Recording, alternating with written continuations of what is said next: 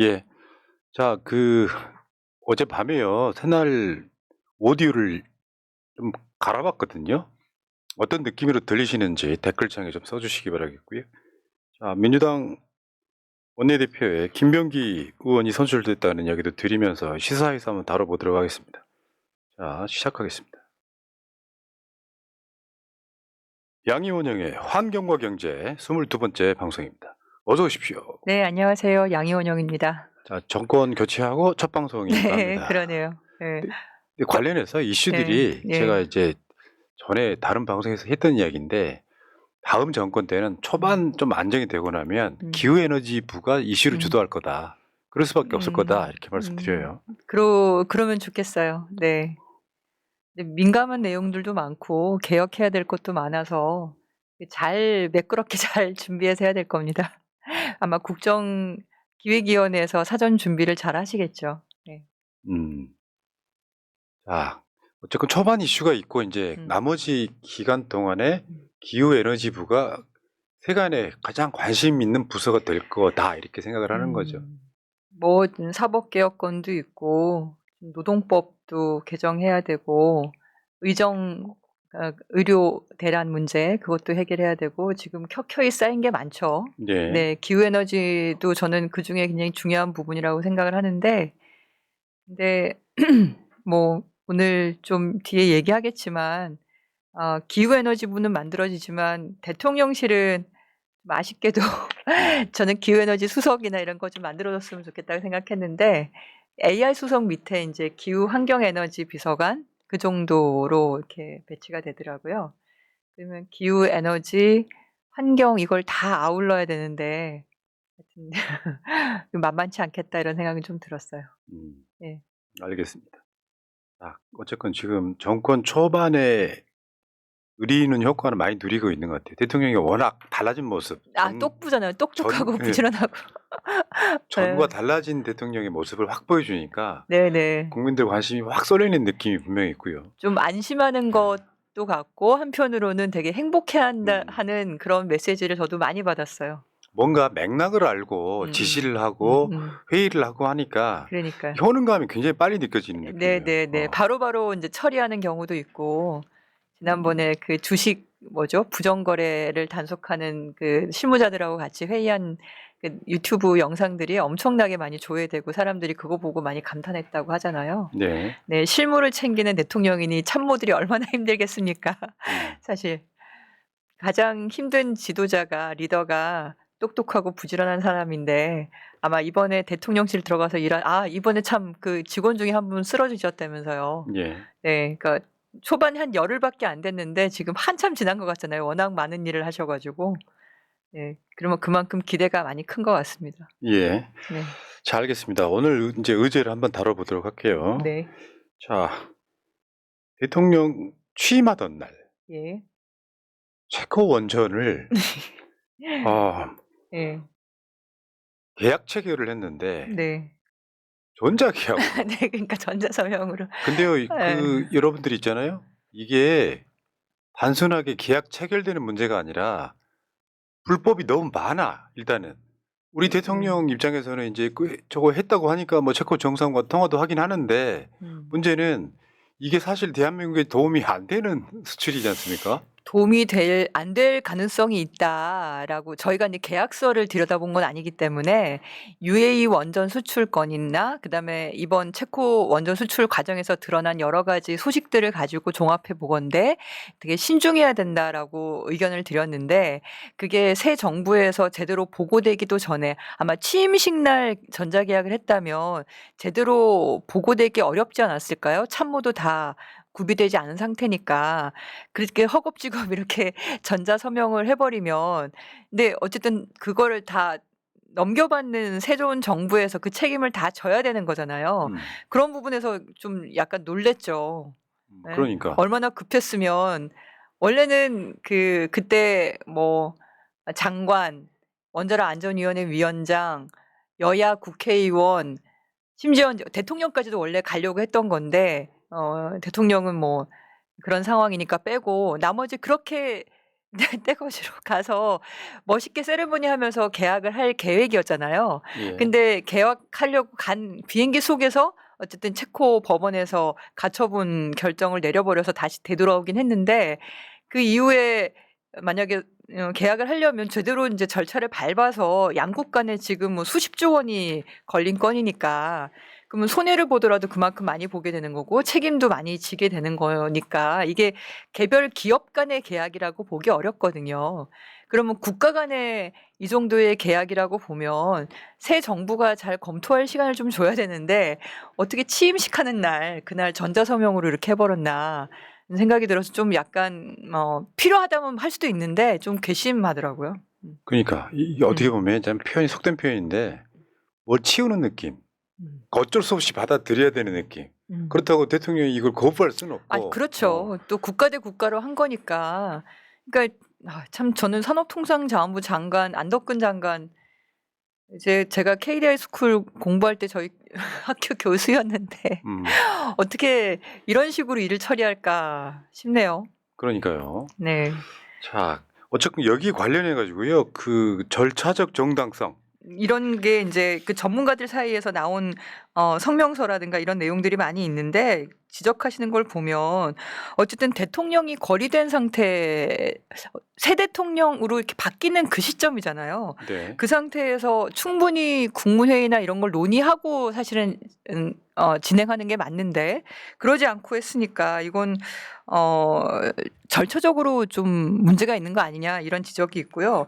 그다음에 두 번째로는 이게 수십조 원에 달하는 계약이라고 하면 국가 간의 계약이니까 네. 국회 상임위에 보고를 사실 하는 게 맞거든요. 야, 이게 안 돼 있단 말이에요. 네, 그것도 하지 않았고 그리고 전자서명 형태로 이 체결한 게 이게 정당성을 가질 거냐 이것도 새로운 형태여 가지고 그것도 좀 검토를 해볼 필요가 있다라고 지적을 하고 계시고 또 체코 정부는 현재 그 두코반이 5호기만 승인을 한 상태예요. 예. 정부 자체는 5호기만 승인을 했거든요. 네. 근데 계약은 5, 6호기를 같이 한 거예요.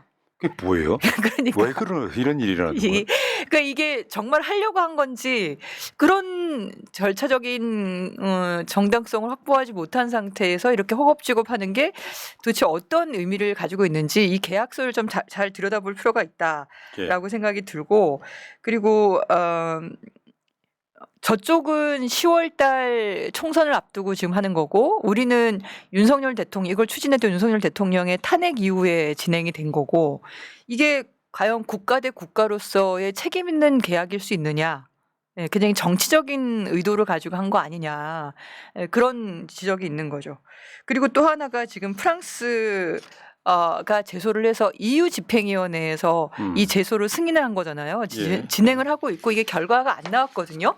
근데 그걸 지켜보고 사실 해야 되는 게 맞는데 그걸 지켜보지 않고 그러니까 체코는 어쨌든 유럽 EU에 속한 국가이기 때문에 유럽 집행위원회의 어떤 요구나 이런 상황에 대해서 그 제대로 답할 의무가 있는데도 불구하고 그 결과를 보지 않고 성급하게 체결을 한 거예요. 이게 이렇게 그러면 되는 거죠. 그러니까 가처분이 걸린 상태에서 그건 체코의 법원이 그랬고. 그러니까 가처분이 걸린 상태에서 긴급하게 승인하면서 체코 내에서도 약간 절차의 불법성 같은 게 느껴지는데 체코는 가처분이 풀린 거예요. 풀리자마자 지금 계약을 해버린 거죠. 근데 예. 그거 그러니까 EU 쪽에서는 그게 해소된 게 아니죠. 아니지 그건 않은 진행 거죠. 중인 거죠. 그러니까 체코 내에서도 법원에 가처분과 분한 소송이 있던 거고 그리고 유럽 집행위의 차원에서도 EDF 그러니까 프랑스의 문제 제기를 받아들여서 어쨌든 법적인 절차가 진행되는 중이었는데 체코 내에서의 가처분이 풀리면서 바로 계약을 해버린 거라서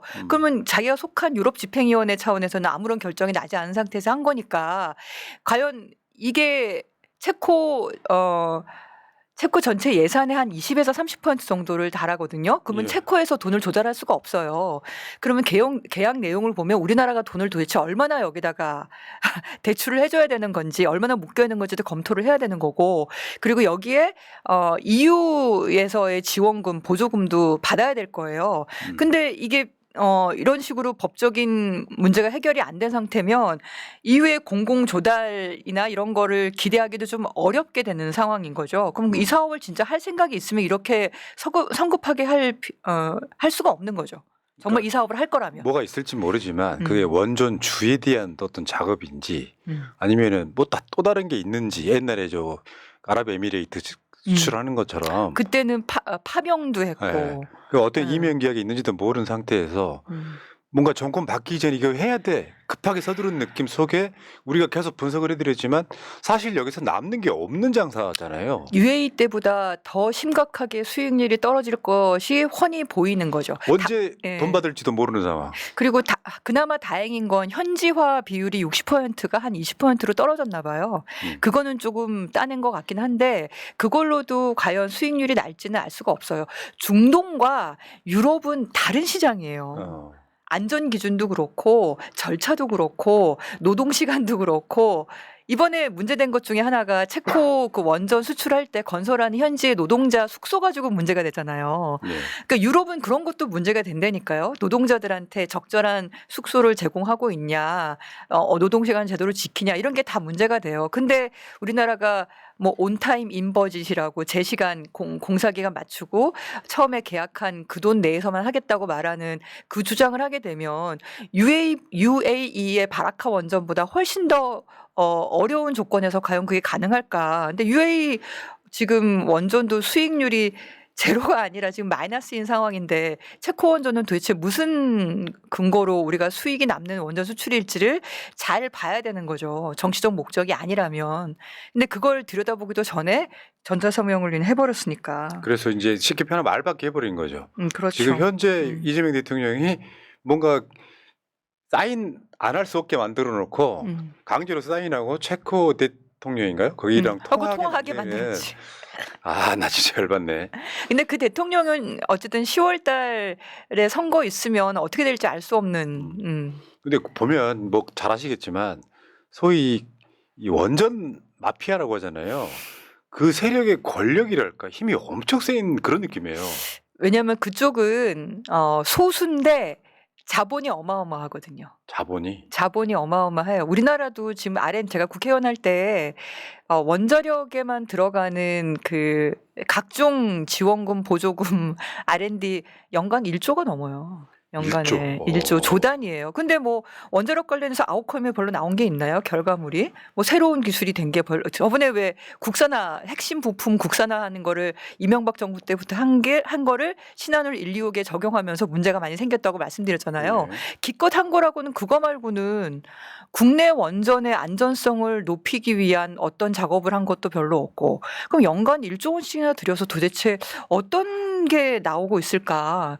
그렇다고 세계 시장이 넓어가지고 수출을 꾸준하게 뭐 하는 것도 아니고 재생에너지는 말씀드린 것처럼 4조에서 8조 원의 해외 건설까지 포함하면 그 정도로 수출을 하고 있는데 원전은 몇백억, 몇천억 그나마 이 수출 계약하면 1년에 몇천억 정도 되는 걸 수출하는 정도다 이렇게 나오고 있는 상황에서 그렇게 많은 돈이 다 과연 뭐에 쓰일까 이런 게 궁금한 거죠. 그러니까요. 자본력이 막강하니까 여기는 제가 들여다보면 정책 연구 있잖아요. 어떤 설비 투자나 이런 게 필요 없는 정책 연구.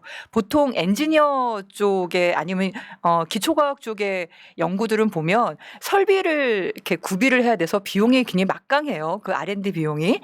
근데 원자력 쪽은 정책 비용, 다시 말하면 썰 푸는 거, 보고서 쓰는 거, 글 쓰는 거 이것만 해도 몇 억이에요. 1년간 수십억이고. 예.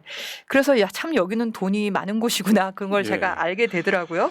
근데 이게 우리나라만 그런 게 아니고 전 세계적으로 어쨌든 이쪽은 돈이 굉장히 풍부한 곳인 것 같고 대신에 시장은 굉장히 쪼그라든 상태인 거고 그러니 그 시장을 키우기 위해서 그리고 꼭 보면 이게 정치적으로 연결돼 있어요. 원전 쪽은. 그래서 극우 정당이나 극우 정부랑 항상 연결돼서 이걸 추진하려고 그러고 있고 그러니까 사회과학자들이 원자력이라는 기술에 대해서 이게 국가 사회주의적인 뒷받침이 없으면 국가가 주도해서 금융을 다 대고 모든 걸 다 해주는 그런 게 없으면 원전은 지속 가능하기 어렵다 이런 식의 평가들을 많이 하고 있죠.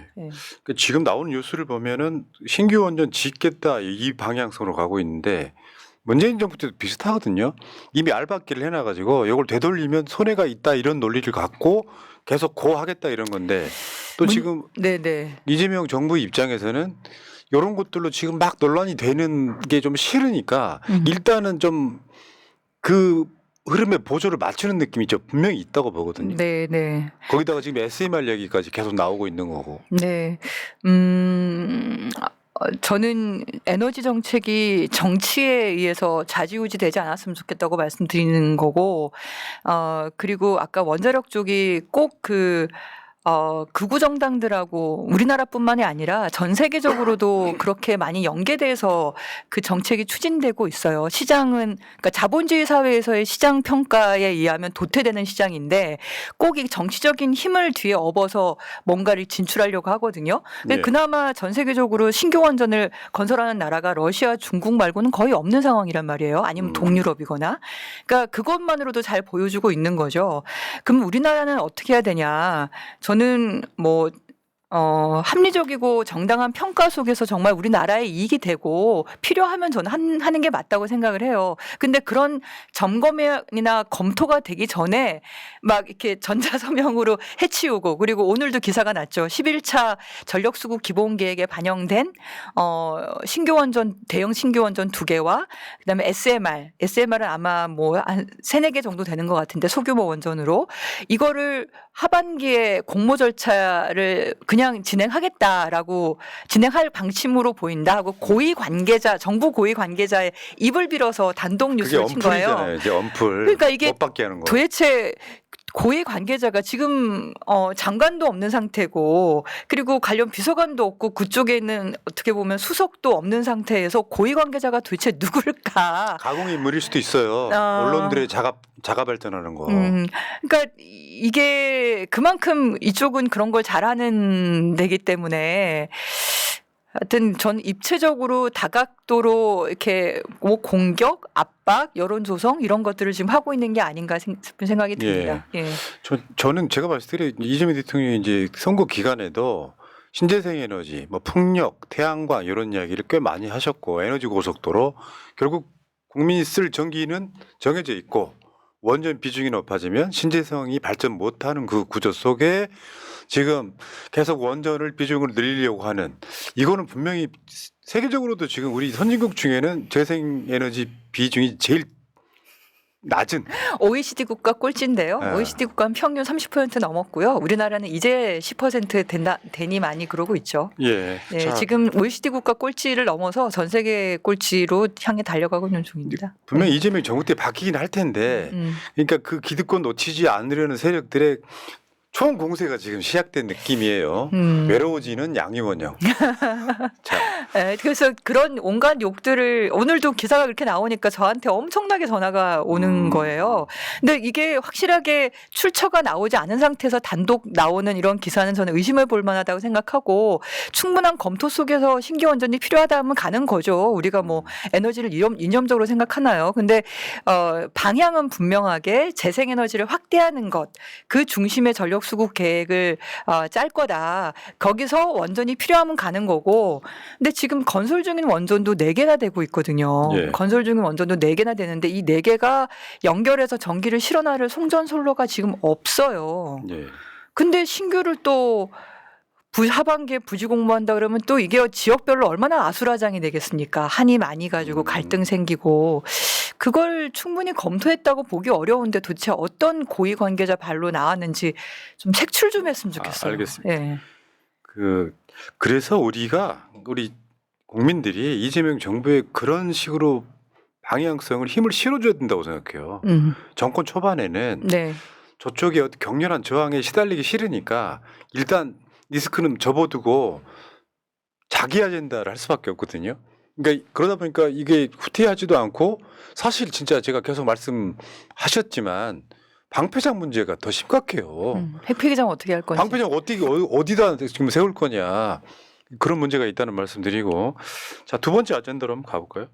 지금 유엔 특별보고관이 이제서야 후쿠시마 핵오염수는 심각한 위험을 초래한다, 이 결과를 발표했어요. 이미 핵오염수는 어마어마하게 방류가 됐는데 지금 전체 양으로 보면은 극히 일부가 나왔죠. 네. 현재까지 한 12차 정도 방류됐고 지난 4월 말까지 아마 방류된 것 같은데 한 번 나갈 때마다 7,800톤 정도니까 현재 한 8만 9만 톤 정도 나간 거라고 보시면 돼요. 130만 톤이 넘게 있는 오염수 중에서 아직 10만 톤도 나가지 않은 거니까 많이 나간 건 아닌데요. 근데 그 유엔 인권사회 인권이사회인가 하여튼 거기에 특별보고관들이 있어요. 예. 네, 그 특별보고관 중에 저희가 유럽에 가서 파리에 가서 만난 분이 이제 유해물질 보고관 특별보고관이세요. 마르쿠스 아우렐리우스인가 그분은 국회의장 초청으로 국내에도 오신 적이 있으세요. 그분 같은 경우는 사실 지속적으로 이게 문제가 있다라는 걸 얘기를 해 왔거든요. 그리고 우리나라한테도 이거 제소하면 충분히 승산이 있는데 왜 제소를 안 하는지 모르겠다. 그런 얘기까지 했었어요. 근데 유엔에서는 인권 쪽 특별보고관이 여기에 공식 답변을 한 걸로. 그러니까 지금 태평양의 여러 단체들도 있고 그 글로벌 시민사회가 유엔에 유엔 인권이사회 네 아까 제가 말씀 잘못 드렸네요. 유엔 인권이사회에 제출한 진정서가 있는데 여기에 답변을 한 곳은 휴먼라이트의 리포터라고 하는 그러니까 인권 쪽의 특별보고관이 답변을 공식적으로 한 걸로 약 나와 2년 있습니다. 만에. 네네네. 그러니까 이분이 얘기한 건 이 특별보고관의 공식 답변의 주요 내용은 오염수 해양 방출 작업이 환경뿐만 아니라 인권에도 위협을 줄 수 있다 이렇게 얘기를 하고 있어요. 왜냐하면 이 방출하는 과정에서 노동자들의 피폭이나 이런 게 지금 계속 일어나고 있는 상태니까.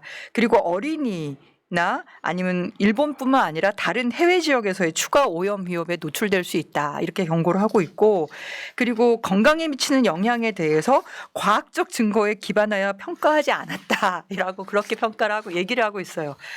이건 저희가 계속 주장했던 거지 않습니까? 핵오염수를 이렇게 정화해서 내보낸다고 말하는 그 기계 자체가 정말 어떤 맞아요. 그 근거를 가지고 얼마나 얘를 정화하는지에 대한 데이터가 없다. 그게 그 설비에 대한 다액종 제거 설비라고 말하는 알프스라고 그때 얘기했었잖아요. 그 다액종 제거 설비의 성능이 검증되지 않았다라고 저희가 계속 지적을 했는데 그러니까 과학적 근거가 현재 없는 거죠. 그리고 이러한 상황에서 적절한 식량에 대한 권리를 향유하는 것에 대한 위협이 일본 국경 내에 있는 국민들만이 아니라 외부에도 영향을 미친다. 왜냐하면 바다로 내보내는 거니까. 어류의 회유 특성을 고려할 때 왜냐하면 어류는 돌아다니니까. 그러니까 이런 오염은 일본 국경 너머에 거주하는 사람들 태평양 의 원주민들에게도 위험을 초래한다. 그러니까 지금 여기에 진정을 낸 데가 이제 태평양 지역의 여러 단체들이 진정을 낸 거거든요. 거기에 대해서 이렇게 답변을 한 거예요. 그래서 해산물을 생계 수단으로 삼고 있는데 이분들에게 이제 위협이 될 수 있다는 거죠. 그래서 유엔의 인권 전문가들은 일본 측에 제기된 의혹과 방사선 환경영향 평가가 최선의 과학적 증거에 따라서 어떻게 진행되었는지 추가 정보를 일본에게 요구했다라고 나오고 있습니다. 이재명 대통령이 당대표 시절에 예. 이 문제 갖고 장외 집회를 한 적도 있습니다. 네네. 심각했던 거죠. 네네. 그리고 단식하면서도 여러 주제 중에 하나가 이 내용이었죠. 그러니까 지금 이재명 대통령이 얼마 전에 일본 이시바 총리랑 통화도 한 거잖아요. 네네. 그 이시바 입장에서는 중국이 먼저 하냐 우리한테 먼저 하냐 관심이 있었을 것 같고 일본 쪽에서는 이제 이재명 대통령을 주로 그쪽 구구 쪽에서는 반일이라고 규정 짓는 거고 또 반일 아님을 증명해봐. 그러면 여기 후쿠시마 핵 오염수 관련해서 윤석열처럼 그냥 조용히 묻어서 지나갈 거냐. 사실은 그런 거죠. 한국이 동의를 함으로써 핵오염수 방류가 시작됐던 거잖아요. 그렇죠. 우리가 동의하냐 안 하냐가 중요한 근거 중에 하나였죠. 바로 체인적 국가였기 때문에. 근데 이 부분은 지금 이거 상식적으로 봐도 다른 방법이 없다면 모르지만 방법이 있었잖아요. 그냥 조금 더 부지를 넓혀서 더 모아둘 필요가 있었고. 네네. 첫 번째로는 물 새는 걸 막아야지 우선은. 근데 그건 우리나라 토목 건설 기술이 세계 최고잖아요. 터널 기술, 땅 파는 기술. 우리나라 업체를 초청하면은 금방 할 거예요, 아마. 지금 바다로 스며들고 있는 거 맞잖아요. 지금, 그러니까 산에 있는 지하수가 들어오는 것도 못 막고 여기서 나가는 것도 못 막고 있어요. 그러니까 새어 나가고 있고 그나마 또 여기 냉각을 하고 남은 물을 빼내고 있는 정도인 거죠. 아유 망한 나라 그놈의 나라 그거. 그러니까 이거를 왜 그 공사를 못 하는지가 사람들이 다 의아한 거예요. 그걸 땅을 통째로 얼려버리겠다고 했다가 뭐 지하 터널을 뚫겠다고 했다가 근데 결국은 양쪽을 다 못 막고 있어. 그러니까 매일매일 새로운 오염수가 계속 물론 옛날에는 뭐 200톤씩 생기던 게 지금 한 100톤 정도로 줄어들긴 했지만 100톤도 많은 이야기잖아요. 그게 매일매일 새로 생긴다는 게 이게 얼마나 황당한 일이에요. 그나마 그때 3g인가? 그 로봇 들어가가지고 네. 800톤이 넘는 그 녹아내린 사용 해결료 덩어리들 그게 엉망으로 돼 있는데 그 중에 한 3g 떼냈다고 막 자랑하는 이런 정도의 상황에서 가장 첫 번째는 물이 들어오지 못하게 또 새나가지 못하게 가두는 작업을 먼저 해야 된다. 그 다음에 이거를 어쨌든 부지 내에 보관할 수 있는 방안들이 여러 가지가 있다. 저희가 일본에 갔을 때 전문가들이 낸 안도 한두 가지가 아니에요. 그리고 다른 나라에서도 이런 오염수를 실제로 시멘트나 이런 걸로 고용화시켜가지고 이렇게 보관하는 나라들도 있고 그게 사례가 없는 것도 아닌데 네, 그래서 그런 가능성이 충분히 있기 때문에 저는 근데 우리가 자극할 필요는 없잖아요. 저는 뭐 이재명 정부, 이재명 대통령께서 체코 원전 수출권도 그렇고 이런 건에 대해서 굳이 뭐 과하게 반응할 필요 없다고 생각을 해요. 잘 부드럽게 유지하면서 실속을 챙기는 작업 그런 거를 잘 하시면 될 것 같다. 참, 네. 막 문재인 정권 때처럼 반일 이미지는 안 주려고 노력을 할 것 같긴 합니다. 솔직히 그럼요. 말씀드리면. 네, 네. 그것도 일종의 리스크 같아서. 네, 그렇죠. 근데 정권이 안정화되면 공식적으로 문제 제기를 할 필요도 있다고 생각해요. 이거를 그냥 넘어갈 수는 없는 거죠. 아니 우리가 협력을 해주면 되잖아요. 예를 들어 우리나라 건설 아니 지금 사실 이 방사성 오염수 때문에 그것 때문에 들이는 돈이 수천억 원이에요 연간. 그거 검사를 다 해야 되죠. 뭐 등등해서 들어가는 돈들이 뭐 어민들한테 지원하는 비용도 있죠. 근데 그런 비용을 거기다 하지 말고 일본에다가 우리 건설업체들이 진출해서 그걸 도와줄 수도 있잖아요. 그걸 협력할 수도 있는 거거든요.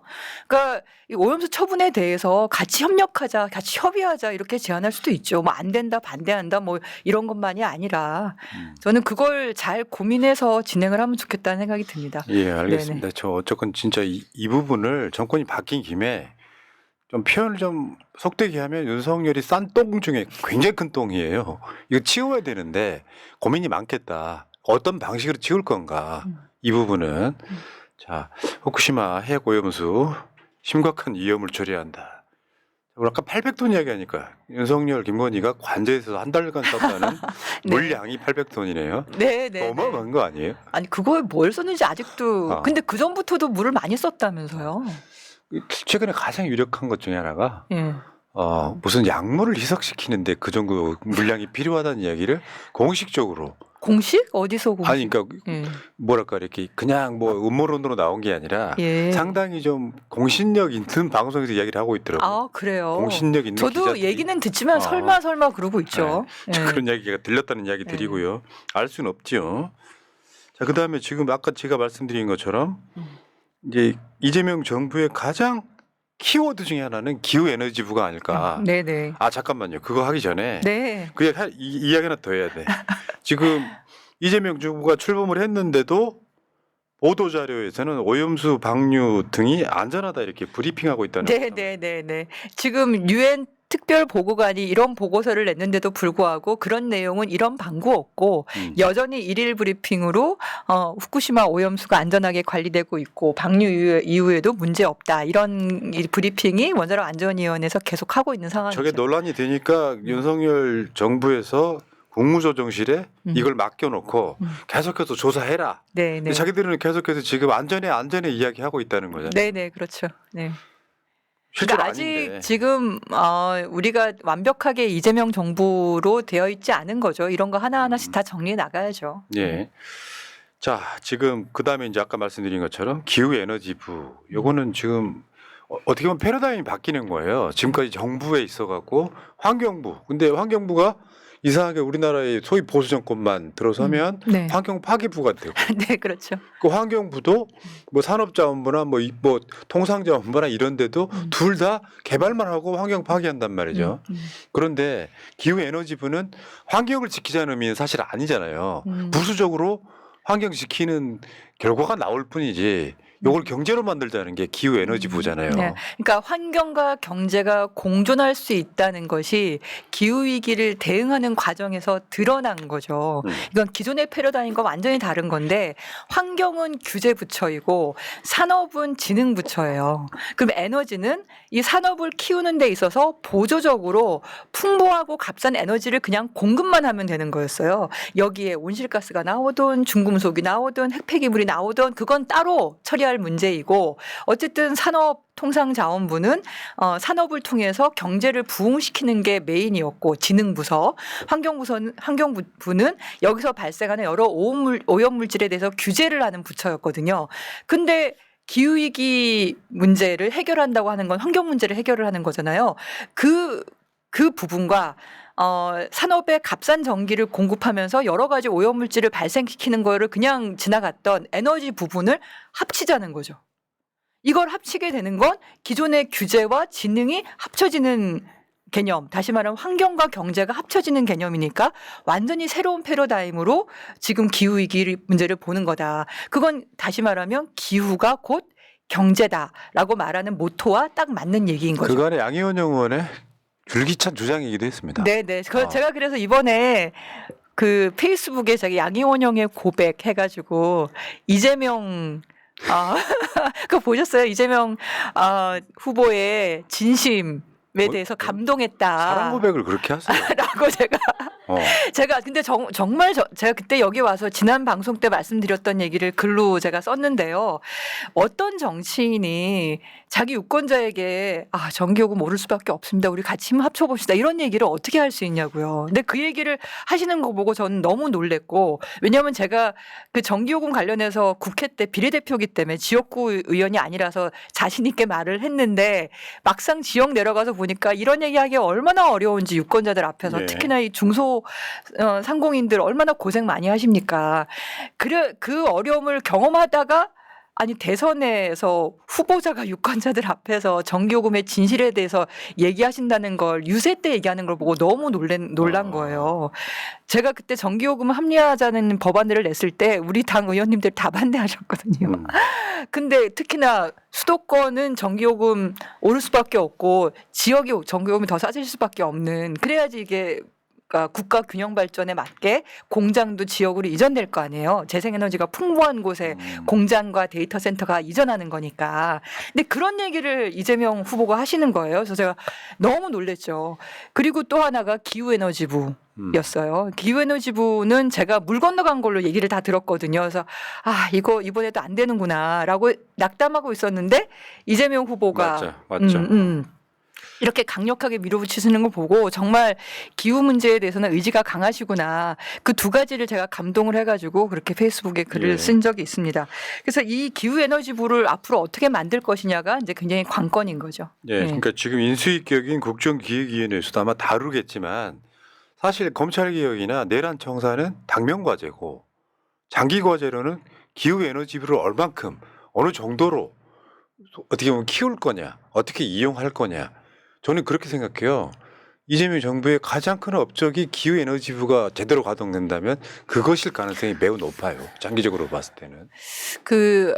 기후에너지부에 대해서 엊그제 저희 그 위성곤 의원이 후보 직속 기후위기위원회 그 선대위 위원장이셨거든요. 그리고 더불어민주당 상설위원회인 탄소중립위원회 위원장이시고 그래서 이분을 도와서 기후에너지부 관련한 토론회를 같이 준비를 했는데요. 여기에 이제 쟁점이 하나가 있어요. 그러니까 우리가 온실가스를 배출하는 분야를 보면 에너지하고 산업이거든요. 그러니까 에너지에서 한 35%, 산업에서 35%, 그리고 수송. 그러니까 전국에 있는 한 2,400만 대 자동차에서 한 15% 여기가 거의 대부분 온실가스가 다 나와요. 그런데 이 에너지하고 산업 둘 다를 볼 거냐 아니면 에너지만 가지고 할 거냐 가지고 지금 이제 좀 토론이 있는 것 같아요. 에너지하고 산업을 둘 다를 보게 되면 산업에는 또 통상이 따라오잖아요.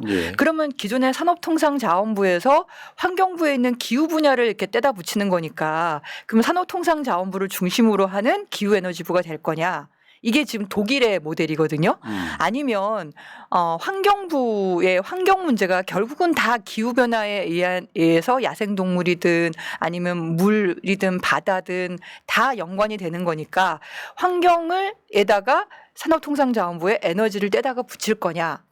이게 아니면 이도 저도 아니고 양쪽 다 두고 여기서의 기후 온실가스 관리권하고 여기에 에너지만 떼다가 그럼 굉장히 좀 왜소해져요. 작은 기후에너지부가 되는데 그렇게 만들 거냐. 이 세 가지 옵션 중에서 어떤 걸 할 거냐를 아마 국정기획위원회에서 논의하지 않을까 싶습니다. 이번에 그 토론회 보니까요. 토론회 네. 보니까 양현영 의원도 가셨던데 네네네. 여기 보면은 이제 환경에 관심 많은 국회의원들도 꽤 계시는 것 같고. 네네. 이소영 의원님, 유성곤 의원님 뭐 저게 네, 저 윤준경 주제가요. 의원님. 기후 네. 에너지 거버넌스라 그랬거든요. 네네. 이걸 어떻게 바꿀 거냐. 저것부터 시작해야 지금 사실은 기후 에너지 쪽으로 국정이 움직인다 이렇게 생각하는 건가요?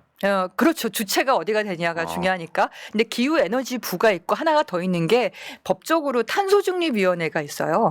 탄소중립위원회의 탄소중립위원장이 국무총리거든요. 아니다. 따로 사람이 더 있구나. 공동위원장인가 그럴 텐데. 근데 여기가 여러 부처를 관할하는 걸로 돼 있지만 예산권이 있거나 입법권이 있거나 그러질 않다 보니까 그렇겠네. 그러니까 이제 컨트롤 타워로서 역할을 한다고 하지만 굉장히 힘이 빠져 있는 상태거든요. 그래서 여기에 권한을 얼마나 줄 거냐의 얘기와 거기와 발맞추어서 기후에너지부를 어떻게 효과적으로 만들 거냐 이런 얘기들을 했죠. 근데 여러 이제 쟁점과 기준을 많이 토론을 했기 때문에 이걸 국정기획위원회에서 받아서 세부적으로 과 수준까지 무슨 과를 옮길 거냐. 예를 들면 환경부 같은 경우도 온실가스를 관리하는 것만이 아니라 예를 들면 자원 재활용.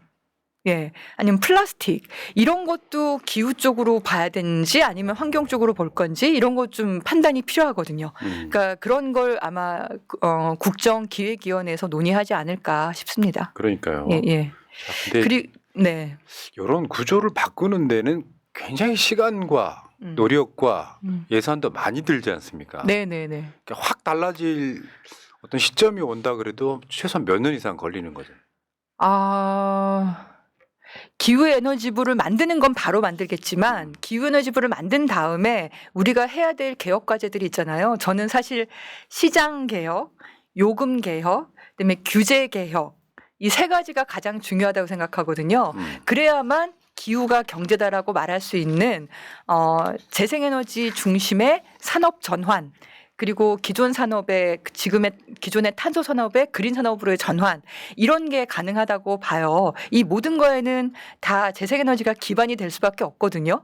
근데 그러려면 그쪽으로 민간 투자가 들어와야 되고 민간 투자가 들어오려면 연간 도대체 몇 기가와트의 재생에너지 시장이 열릴 거냐. 그게 열리려면은 에너지 고속도로를 어떻게 얼마나 빨리 깔 거냐 아니면 기존의 송전망을 얼마나 효율적으로 쓸 거냐 이런 게 다 검토가 돼야 되는 거거든요. 그 시장을 열려면은 우리 노조하고는 어떻게 잘 얘기를 해서 더 큰 시장에서 이 노조 공기업들이 활동을 할 수 있게 만들 거냐 이런 것들도 다 논의를 해야 돼요. 그래서 이게 쉬운 얘기가 아닙니다. 근데 피해 나갈 수 없는 건데 이거를 갈등을 두려워해서 그런 개혁을 뒤로 밀어버리면 그러면 실망이 클 거거든요. 그래서 기후에너지부가 빨리 만들어지면은 거기서 이런 개혁 과제들을 차분하고 스무스하게 시나리오를 많이 만들어서 잘 진행을 했으면 좋겠습니다. 네. 자, 기후에너지부가 좌초할 거다라고 하는 그 가운데 이재명 대통령이 SNS에 기후에너지부 만들 거야 하는 순간 저는 대세는 결정 났다고 보고 네. 어떤 속도로 어떤 방향성으로 가느냐는 좀 세부적인 문제라고 생각을 하거든요. 네, 네. 기후에너지 만들겠다는 그 말 한마디에 정책의 방향이 완전히 바뀔 거라는 예상을 할 수 있는 거잖아요. 전 대통령의 의지가 굉장히 중요하다고 생각을 하고 늘 챙기신다면 난 분명히 바른 방향으로 갈 거다. 이렇게. 근데 늘 챙기실 것 같아요. 제가 알겠습니다. 네. 신나셨나요? 요즘에 신나신 거 같아요. 네네네. 열흘 같지가 않고 엄청 길게 느껴져요. 네. 파란색으로 잘 어울리시고. 아유, 감사합니다. 다음 주에 뵙겠습니다. 네, 고맙습니다. 네, 감사합니다.